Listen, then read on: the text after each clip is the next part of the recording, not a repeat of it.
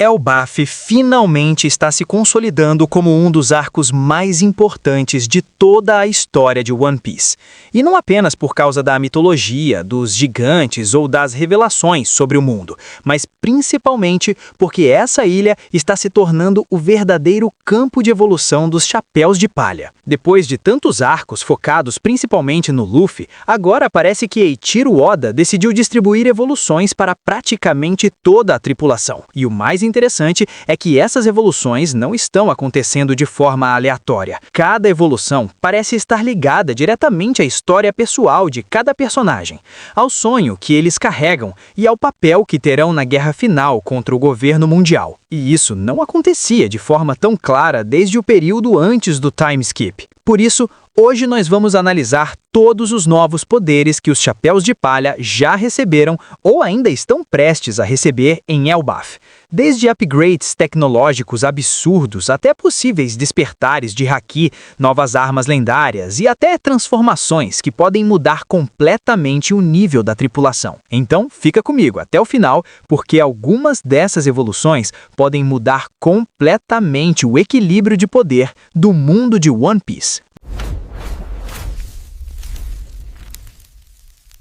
Desde o início da história, Oda já deixava pistas de que Elbaf seria um lugar extremamente importante. Lá em Little Garden, ainda nos primeiros arcos da série, nós conhecemos Dory e Brogy, dois gigantes guerreiros que lutavam há mais de 100 anos. Naquele momento, eles falaram sobre Elbaf como se fosse um lugar lendário, uma terra onde vivem os maiores guerreiros do mar. E aquilo ficou marcado na história, principalmente para um personagem específico, o Usopp. Mas antes de falar dele, precisamos começar com uma das maiores surpresas desse arco: Franky. Ninguém esperava que Franky seria um dos primeiros Chapéus de Palha a receber um upgrade em Elbaf. A maioria dos fãs imaginava que Usopp ou até mesmo Zoro teriam destaque primeiro, mas Oda decidiu começar pelo ciborgue da tripulação. E isso faz todo sentido. Em Elbaf nós temos a presença de Lilith, uma das versões de Vegapunk, que representa justamente a parte mais ousada e criativa da mente do maior cientista do mundo. Quando Lilith observa Franky em combate,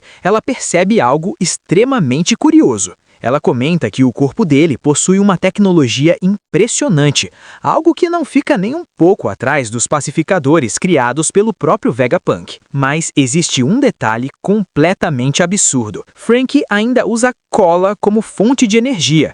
Sim, depois de toda a evolução tecnológica do mundo de One Piece, depois de ciborgues, lasers e robôs gigantes, Franky continua funcionando basicamente à base de refrigerante. E é aí que Lilith resolve fazer um experimento. Utilizando um dispositivo especial, ela absorve toda a energia térmica de um incêndio gigantesco e converte essa energia em um novo tipo de combustível, a chamada Super Vega Cola. Esse novo combustível muda completamente o funcionamento do corpo de Franky. Se antes ele era basicamente um motor movido a combustão, agora ele se aproxima muito mais de um sistema de energia avançado, algo quase comparável à energia nuclear dentro do universo de One Piece. Isso aumenta drasticamente sua potência. E nós vemos imediatamente o resultado, quando Franky consegue destruir um dos monstros Nesadelo com um único ataque, algo que antes seria muito mais difícil para ele. Mas o mais interessante não é apenas o aumento de poder,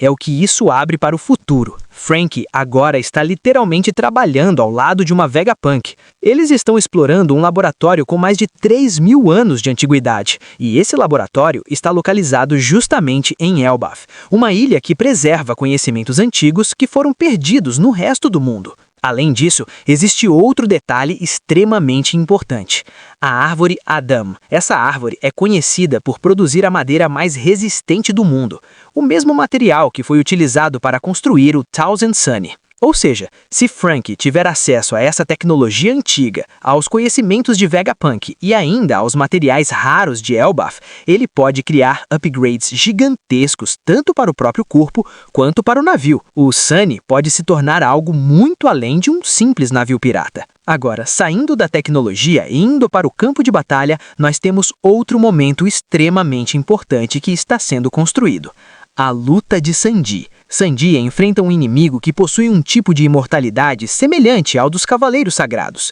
E aqui entra uma revelação que muda completamente o cenário das batalhas. Segundo o Scoop Geban, antigo braço esquerdo do Rei dos Piratas, existe somente uma maneira de derrotar esses inimigos definitivamente: usando o Haki do Rei.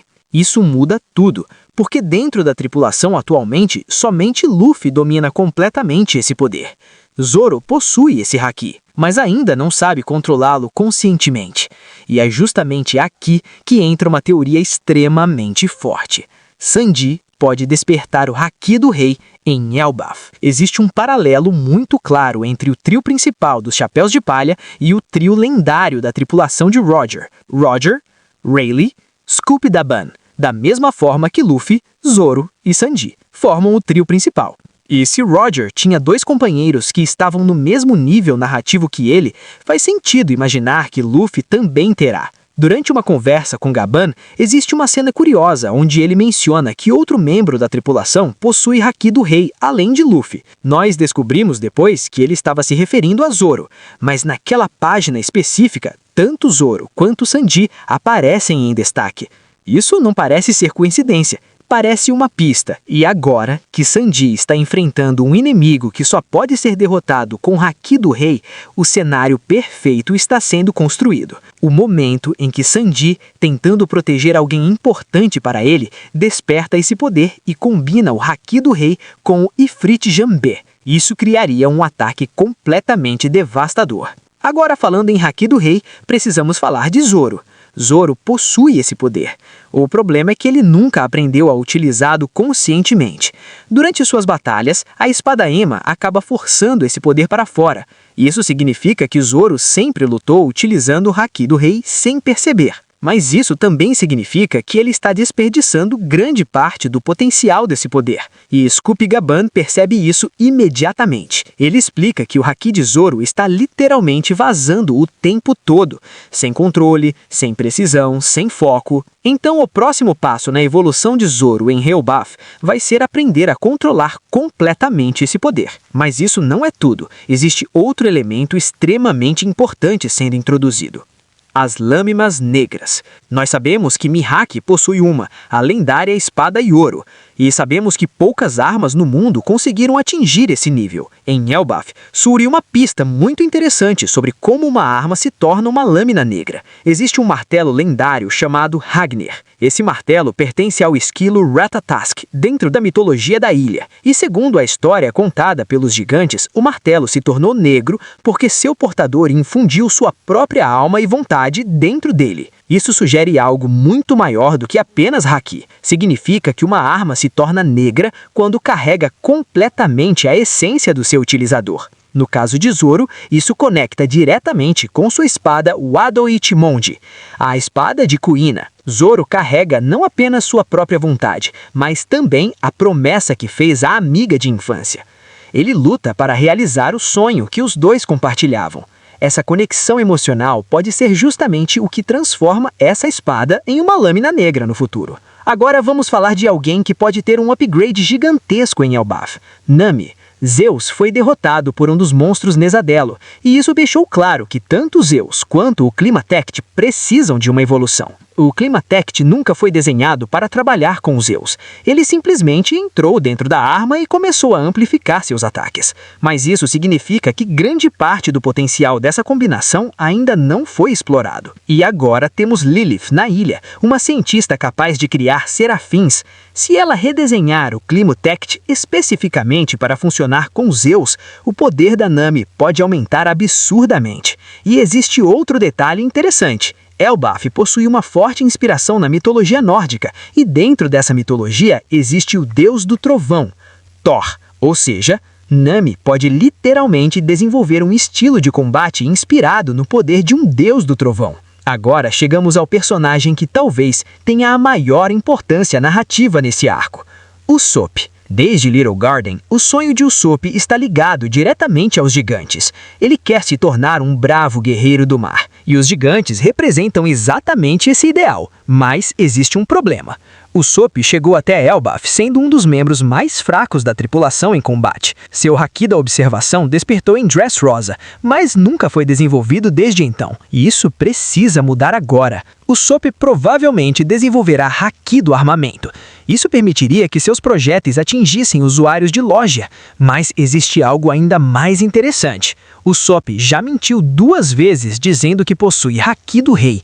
E em One Piece existe uma regra curiosa. As mentiras de Usopp costumam se tornar realidade. Além disso, existe o martelo lendário Ragnir, um objeto extremamente poderoso dentro da mitologia de Elbaf. E existe uma possibilidade narrativa incrível. Usopp pode empunhar esse martelo por um breve momento, não permanentemente, mas no momento decisivo. Isso criaria uma cena histórica, o momento em que Usopp finalmente se torna uma lenda para os gigantes, um verdadeiro bravo guerreiro do mar. Robin também pode receber uma evolução importante. Seus poderes sempre tiveram um ponto fraco. Seus membros brocados recebem dano.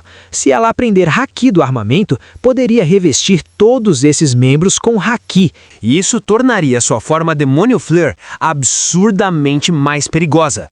Chopper também possui um caminho interessante. Seu Monster Point funciona como uma espécie de despertar artificial da fruta. Mas existe um detalhe. Usuários de Zoan despertados possuem uma espécie de faixa de fumaça característica.